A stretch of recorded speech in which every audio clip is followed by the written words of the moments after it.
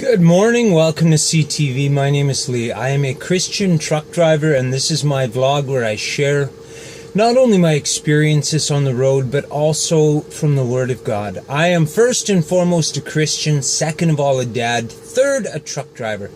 I enjoy truck driving. It gets me out into God's beautiful creation. I see a lot of stuff. And I'm also an Aspie, a non-neurotypical. I don't communicate very clearly or well with other people, which makes any kind of job dealing with the public very, very stressful for me. You'll actually find many truck drivers on the autism spectrum because dealing with people is difficult. It's very exhausting for them. Social anxiety, the inability to articulate well. Sometimes words come out of my mouth and I have no idea where they came from. Other times my throat constricts and I can't speak and it feels very, very awkward. Some call it a panic attack.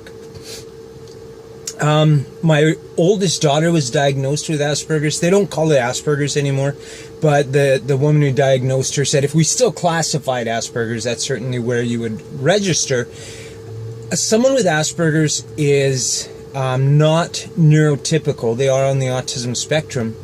The man who first coined the phrase Asperger's, Hans Asperger, was a doctor who studied, I forget how many children, if it was 100 or 200 or whatever children. It might have even been 400. And out of that group, he found a small number of peculiar children. He called them his little scientists. They didn't interact socially very well, but they had special interests, and their special interest, whatever that might be, they were very dedicated to. They always wanted to learn about their special interest. So, he developed a set of symptoms or criteria. A lot of people that register on the autism spectrum don't think that they have symptoms, don't think that they're disabled, just different. They don't need to be healed or cured of anything. They just need to be accepted for who they are. There is no, cure. It's more a matter of normal society permitting them their awkwardness, their weirdness. So, it's Monday morning. I'm in Prince George. I backed into the bay here at 7 a.m. And I think I'll jump out of the truck with the camera and give you a little tour of where I'm at. Once this is unloaded, as far as I know, I'm heading south to reload on my way to Kent, Washington. So I haven't heard from dispatch yet, so we'll see if that's still the plan. I start my day first thing with reading the scriptures and praying. That's the very first thing I do in the morning. I'm not going to share that on my vlog because mornings are usually, I don't have a ton of time. And sharing 2 Bible studies on one vlog might be a bit much for you. I don't know. And I do want to focus on the Revelation study in the evening. I'm really enjoying that and looking forward to sharing it with you. So yeah, as I said yesterday, I'm really figuring out how my vlog works. I tried some dash cam footage yesterday with a cheap dash cam to see if that could be maybe enhance the videos with some, and it didn't work at all. It's a trash cam, not a dash cam. The quality, my toaster could film better, I swear. It was just awful, but it works good as a dash cam. If there's an incident on the road, and I did see a truck pull off to the side and several deer on the road behind him, I just missed an incident there. And I've had other people, in the winter trying to pass me, and when they're up alongside me, they kind of lose it and off into the rhubarb they go. If I have a dash cam, I don't have to struggle to defend myself. It's all very obvious what happened. So a dash cam is a good thing to have. If you're going to be a truck driver, first thing you need is a GPS. Unless you're just doing local regional work and you're doing the same run over and over once someone showed you the route. If you're American, I guess it's route. once you know your route, you don't have to worry about it. But when you're doing long haul, you certainly need a GPS. And it's not just to help you get to where you're going. I rely on the GPS for road speed. It tells you wherever you are what the current road speed is very accurately, where maybe you missed the last sign that said slow down to 35 miles an hour. Maybe you're still doing 50. Your GPS will tell you that. Some roads have two different speeds in the States, one for trucks, one for cars, and it tells you the truck speed limit. You need to know that. It gives me my ETA when I'm going to be there, total distance for that trip, how many kilometers or miles that trip is, where the next fuel stop is. There's so much information in GPS has that's really relevant for truckers. Really good to have. Strongly recommend. I got that my first week doing long haul, and I never ever regretted that purchase. I see someone in the shop now. They're starting up for the day, but that doesn't mean much. The last few times I've been here, they've got new machines going in. They're expanding their shop, and I think they're starting. I mean, they are taking their time. I know they're very busy with other things, so it may take an hour and a half to get my load off. So I'm going to walk around the outside and give you a look. This accumulation on the ground is actually frost. It's not snow, but I feel the little wet dots on me. There's one of our other trucks getting ready to unload. That's an older Freightliner I used to drive, number 241. He's doing the same thing I did this morning at 6, untarping. Oh, the joy. That's why I'm going to be driving a van. That's my truck is a 2018 International. And I was telling you the sleeper is small. This will give you an idea what I'm talking about. That's it. It's a very, very small sleeper. Doesn't that look like snow, but it's just frost. It's amazing. And that's my load of rebar. They're lifting with a crane. Very nice system. That rebar is so skinny. I think it's 10 mil, just like spaghetti. And that's the tag axles that our trucks have. That little axle in the center drops down for running in the States. I dropped it down and put my tarp on. It's easier to get the tarps up onto the wheel when it's lowered than over to the deck. So yeah, that's what I'm driving. I'm gonna walk over and see if that guy wants a hand now.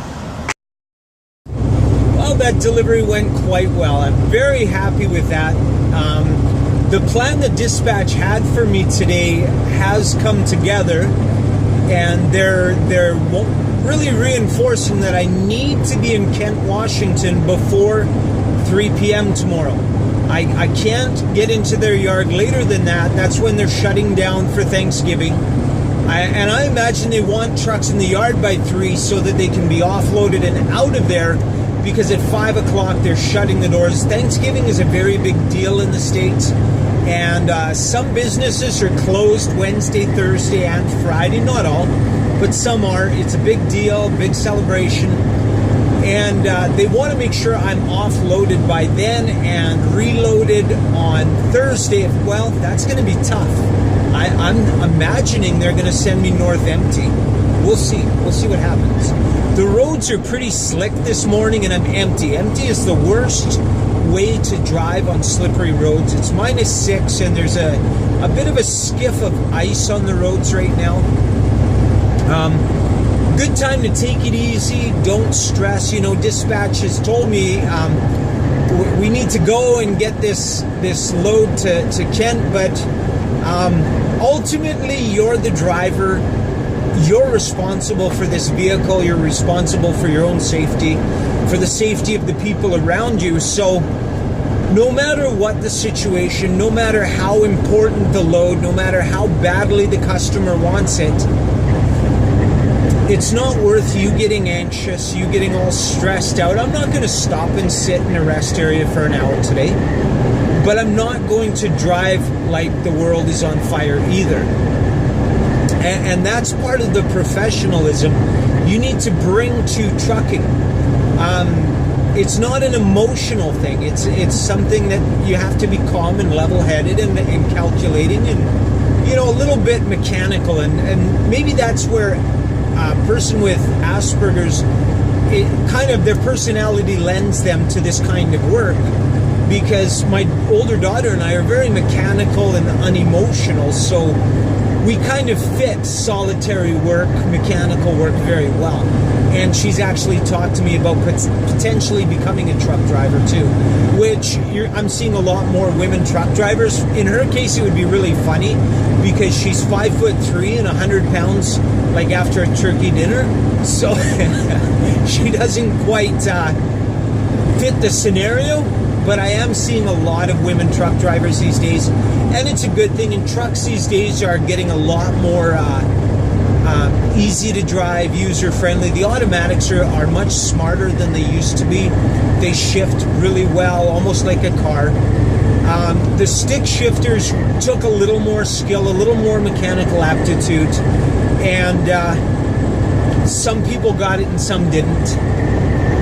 But the automatics drive a lot like a car, a lot easier. So I'm on my way to Williams Lake. I'm getting a load of lumber there. It is tarped. I'm glad I kept the coveralls on. I'll be getting dirty over there as well.